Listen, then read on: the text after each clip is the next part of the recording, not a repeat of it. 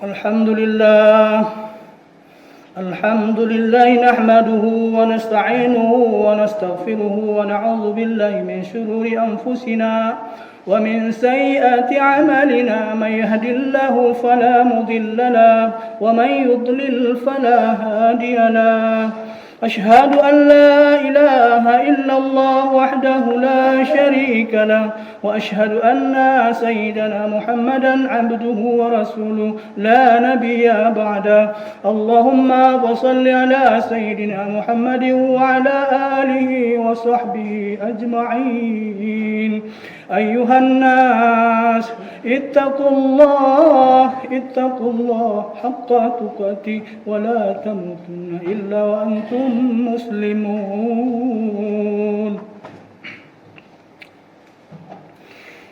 أعوذ بالله من الشيطان الرجيم. بسم الله الرحمن الرحيم.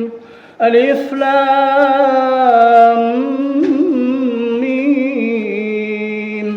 ذلك الكتاب لا ريب فيه هدى للمتقين الذين يؤمنون بالغيب ويقيمون الصلاة ومما رزقناهم ينفقون. صدق الله العظيم. من قام ليلة القدر إيمانا واحتسابا غفر له ما تقدم من ذنبه. Puji syukur kepada Allah Subhanahu wa taala yang mana kita masih diberi sehat badan dan pikiran sehingga masih dapat melaksanakan kewajiban kita melaksanakan jamaah Jumat. Tanpa terasa kita telah hampir memasuki atau satu hari lagi kepada 10 keutamaan atau 10 akhir Ramadan yang di mana keutamaan di 10 akhir Ramadan di situ disebutkan dalam dalil Al-Quran terdapat malam yang mulia yaitu malam Lailatul Qadar. Jadi hendaknya kita bersiap-siap untuk meningkatkan amalan di 10 terakhir Ramadan. Semoga kita semua bisa mendapatinya.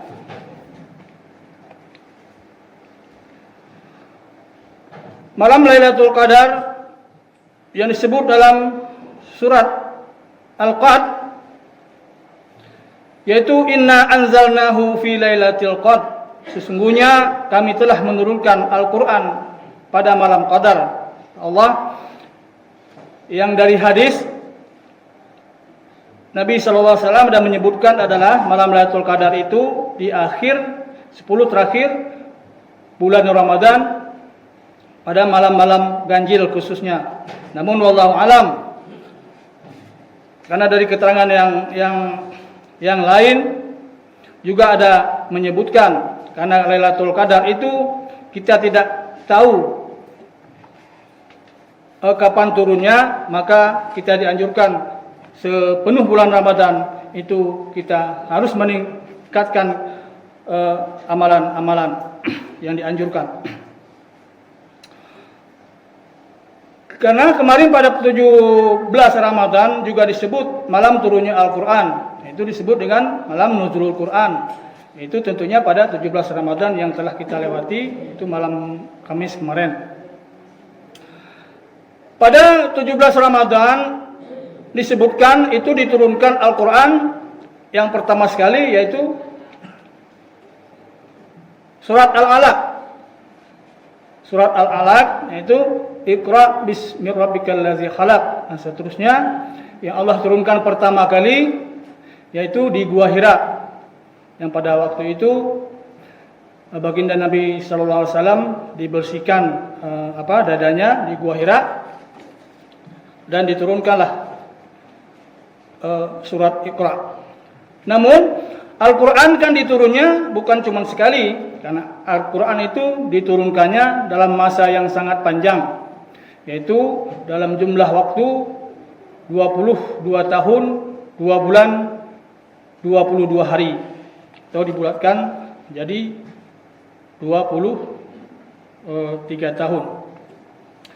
Ayat kedua, wa ma adraka ma lailatul qadar, dan tahukah kamu apakah malam Lailatul Qadar itu atau malam kemuliaan itu? Lailatul Qadri khairum min alfi syahr. Malam kemuliaan itu lebih baik daripada 1000 bulan. Maka barang siapa yang beribadah pada malam Lailatul Qadar, maka Allah lipat gandakan pahalanya bagaikan beribadah 1000 bulan. Itu kalau dikalikan, kalau dibagikan mendapatkan 83,3. Jadi jumlahnya 83 tahun lebih.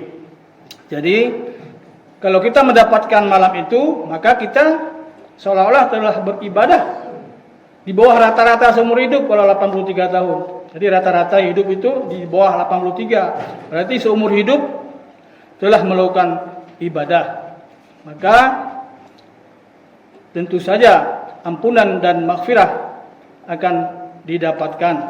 Karena sangat celaka apabila bulan Ramadan ini berlalu, kita tidak dapat pengampunan dari Allah Subhanahu wa taala. Karena Ramadan ini adalah bulan maghfirah, atau disebut juga dengan bulan pengampunan.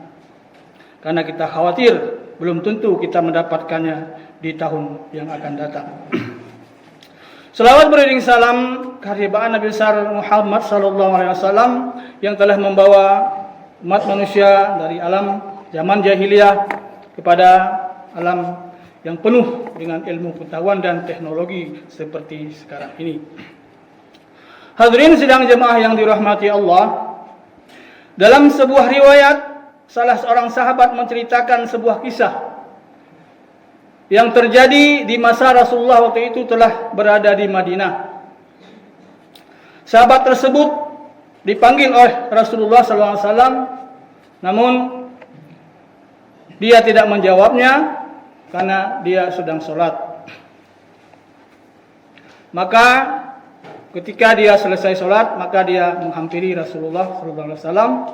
Lalu Rasulullah berkata, saya ingin mengajarkanmu satu surat yang paling agung, satu surat yang paling besar dalam Al-Quran, yaitu Nabi Muhammad SAW membacakan surat Al-Fatihah, itu Alhamdulillahirabbil alamin hingga selesai. Kemudian ditambahkan dengan satu surat lain. Jadi yang maksudnya melalui peristiwa ini Rasulullah ingin mengajarkan bahwa pemahaman terhadap Al-Fatihah ini harus selalu diperbarui.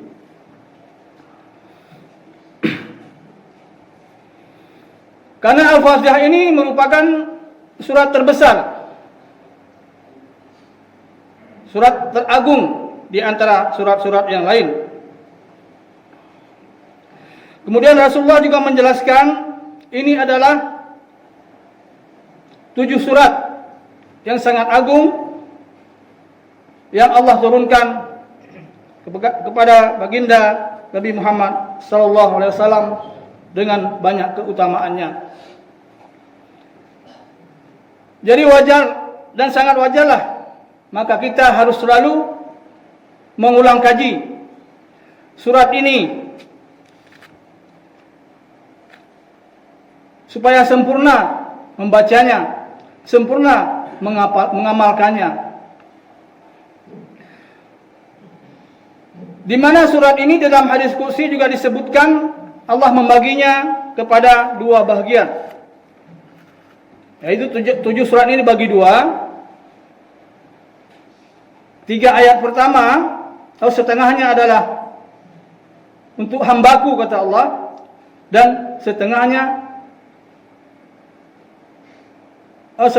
untukku, artinya hambaku memujiku, dan setengahnya adalah bagi hambaku, karena hambaku meminta kepadaku.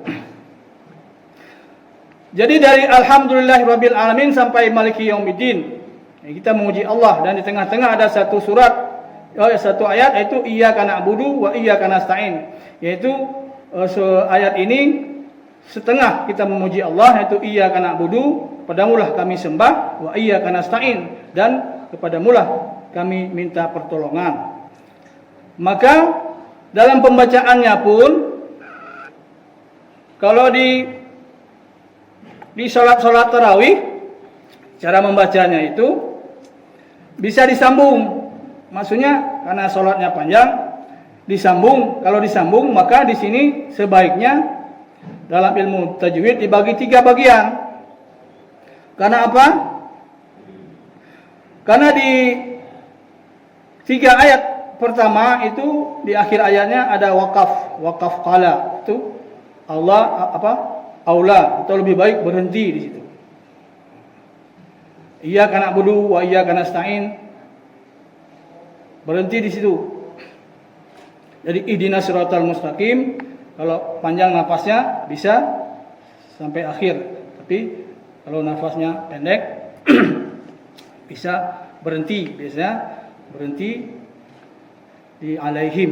Padahal di sini ada tanda tidak boleh berhenti, di alaihim ada tanda la. La itu artinya tidak boleh berhenti. Tapi karena kalau nafasnya pendek, ya tidak apa-apa. Jadi kalau dalam sholat tarawih biasa dibaca itu yang sering disambung. Jadi cara bacanya Bismillahirrahmanirrahim, alhamdulillahi rabbil alamin, arrahmanirrahim, maliki yaumiddin. Nah, di situ berhenti, baru disambung iyyaka na'budu wa iyyaka nasta'in. Nah, ini ingat, ini ayat ini terpisah, jangan disambung ke depan kalau mengikuti cara baca yang benar. Baru ihdinas siratal, jadi dibagi 3 dia. Tapi kalau mau satu-satu ya tidak apa-apa. Yang penting diperhatikan adalah makhrajal huruf dan tajwid, itu yang paling penting. Karena kalau salah makhrajal huruf ya salah arti. Kalau salah arti ya tidak diterima. Begitu juga tajwid tanda baca, karena itu adab membaca Al-Quran. Tajwid, kemudian ada dialek juga perlu. Dialek ini biasanya dia yang mengacu kepada makhrajal huruf. Karena kita kadang-kadang ada bahasa-bahasa misalkan yang saya contohkan, bahasa-bahasa kita kan beda-beda, ada yang mengarah ke o. Seperti misalnya ini yang paling sering kita dengar terjadi kesalahan pada waladhdallin. Ya, jadi makhrajal hurufnya ini kalau salah kita kalau mengarah ke o, maka akan ada yang membaca nanti waladhdallin. Nah, jadi salah. Nah, jadi dialek Arabnya itu untuk mencari makhrajal hurufnya itu, kalau huruf ini kan huruf dad. Dad itu makhrajal hurufnya itu dia di sisi pinggir lidah. Pinggir lidah ini diadu dengan gigi geraham. Jadi kalau makhrajal hurufnya ini sudah tahu, maka tidak akan salah membaca. Tapi kalau makhrajalnya nggak tahu, dengar orang ngomong, dengar orang baca, kita baca, itu cenderung salah terus. Makanya kalau untuk membaca Al-Quran ini harus pelajari itu makhrajal huruf, di mana letaknya. Jadi kalau waladhdallin ini di pinggir ini dia, pinggir lidah sama geraham diadu. Jadi kalau ngambilnya di ujung nggak akan ketemu, sampai kiamat pun nggak ketemu. Tak ketemunya waladdo. Jadi salah kalau mengikuti dialek Al-Quran. Kemudian waladhdallin ini di sini panjang sekali ya, karena ada mad mad jaiz namanya. Jadi setelah mad bertemu tasydid di satu kalimat kalau dalam bahasa Arab kalimat. Jadi waladhdallin ini tasydid perlu diperhatikan juga. Di tasydid dia punya panjang di situ, satu harakat. Satu alif, 2 harakat. Jadi setiap tasydid itu dia di situ agak ditahan sedikit. Jangan dolin langsung. Jadi waladhdallin.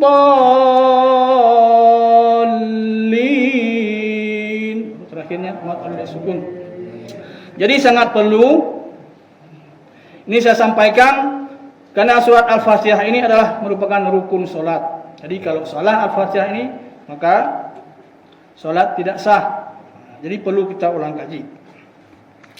Di samping keutamaan-keutamaan surat Al-Fatihah yang lain, yaitu memudahkan hajat mengamalkannya. Kemudian Al-Fatihah ini juga sebagai obat. Dalam Al-Isra ayat 82, kami turunkan Al-Quran sebagai penawar dan rahmat bagi orang-orang yang beriman. Itu bunyinya, wa nunazzilu minal Qur'ani ma huwa syifa rahmatan lil alamin. Kemudian kita sambung sedikit dengan surat yang saya bacakan tadi, itu Alif Lam Mim, wallahu alam, hanya Allah yang mengerti maknanya. Zalikal kitabul la raiba fi hudal lil muttaqin. Kitab ini tidak ada keraguan padanya, petunjuk bagi orang-orang yang takwa. Orang-orang yang muttaqin bagaimana? Yaitu alladzina yu'minu, orang yang beriman kepada yang gaib, yuqimunas shalah, mendirikan salat, wa mimma razaqnahum yunfikun, dan kepada harta yang diberikan dia mau menafkahkannya sebagian. Jadi tidak ada keraguan pada ini kitab, inilah sumber petunjuk. Kalau kita tidak memahami ini, maka sungguh kita akan tersesat. Karena ini petunjuk dan sumber hukum. Kalau sumber hukum pun melenceng daripada ini, maka akan menyalahi. Walaupun kita ahli hukum-hukum dunia, hukum internasional, hukum negara, tetap ini harus paham dulu. Kalau tidak, pasti akan melenceng. Lihat saja betapa hukum setiap periode diproduksi atau dibuat, tentu saja setiap saat akan selalu bentrok dan menjadi permasalahan. Tapi Al-Quran ini sudah dijamin oleh Allah Subhanahu Wa Taala yang diturunkan begitu lama, 23 tahun, tidak ada istilahnya yang tabrak-menabrak di antara surat-surat. Yang surat ini disusun oleh seorang sahabat Nabi yang bernama Zaid bin Sabit. Masalah susunannya Allah yang menyusunnya melalui Nabi Muhammad. Tapi waktu itu belum dibukukan. Waktu itu orang masih di dalam hafalan. Karena waktu itu orang ahli-ahli menghafal Quran.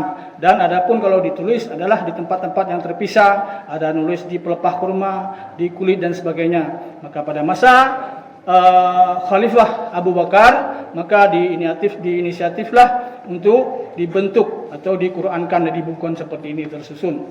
Maka yang berperan waktu itu adalah Zaid bin Sabit yang sebagai ahlinya. Kemudian di dalam surat Al-Baqarah ini, kenapa dikatakan surat Al-Baqarah? Ini surat ini makan Al-Baqarah yang artinya sapi betina. Sebab di dalam surat ini terdapat kisah penyembelihan sapi betina yang diperintahkan Allah kepada kaum Bani Israel, yaitu melalui Nabi Musa alaihissalam, yang diriwayatkan kalau nggak salah ini di ayat ke-67 sampai kepada 7 ayat 74. Di situ bisa dipelajari, bisa dicari tafsirnya. Apalagi sekarang sudah teknologinya bisa di-download aplikasi di HP. Jadi senantiasa ini dipelajari dulu sebelum kita mempelajari yang lain. Supaya apa? Supaya terarah dan benar. Demikianlah khutbah singkat pada hari ini. Semoga menjadi pengajaran bagi khatib sendiri khususnya, umumnya kepada hadirin sekalian. Mohon maaf atas segala kejanggalan. Billahi taufiq wal hidayah. Barakallahu li wa lakum fil Qur'anil azim wa nafa'ani wa iyyakum bima fihi minal ayati wa zikril hakim wa taqabbala minni wa minkum tilawatahu innahu huwas samiul alim.